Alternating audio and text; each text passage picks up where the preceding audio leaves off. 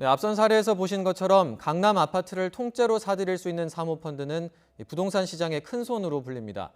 YTN 취재 결과 현재 부동산 사모펀드 규모는 100조 원 이상이고 문재인 정부 들어서 3년 만에 2배 급증한 것으로 나타났는데요. 그럴 만한 이유가 있었습니다. 이어서 이대건 기자가 보도합니다.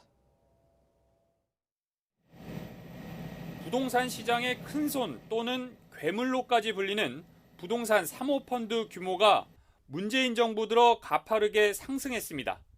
금융투자협회 공식 자료를 보면 현 정부가 출범한 2017년 5월 말 51조 원 정도에 머물던 규모는 3년 뒤 103조 원 이상으로 늘었습니다. 불과 3년 새 2배나 급증한 겁니다.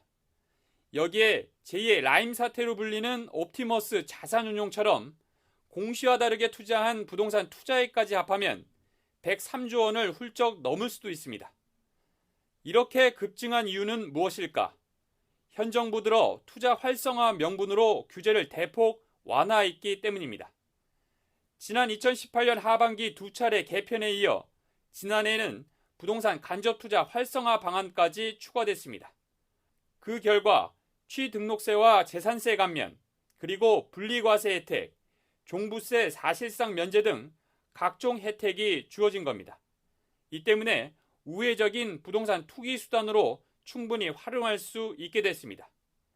이런 혜택을 등에 업고 100조 원대로 몸집을 불린 사모펀드가 부동산 전체 시장에 미치는 영향은 막대합니다. 정부 여당은 부동산 가격 폭등이 시중에 넘쳐나는 유동성 때문이라고 말을 하고 있는데요. 그 가운데 103조에 달하는 부동산 펀드가 핵심이라고 봅니다. 이 부동산 펀드는 각종 세제 특혜를 받고 있는데 문재인 정부뿐만 아니라 역대 정권이 이 부동산 펀드를 장려해 왔습니다. 최근 추미애 법무부 장관도 부동산 사모펀드는 다주택 규제를 피하고 임대 수익뿐만 아니라 매각 차익까지 노리는 것이라며 금융과 부동산을 분리해야 한다고 지적했습니다. 이를 건드리지 않는 정부의 부동산 정책은 실효성이 떨어질 수밖에 없다는 의미이기도 합니다. 어찌 보면 현 정부 초기 부동산 정책의 패착이었던 임대사업자 등록 혜택과 유사합니다. 엉뚱한 곳만 찌르는 부동산 정책이 제대로 효과를 내지 못했던 여러 이유 가운데 하나일 수 있습니다. YTN 이대훈입니다.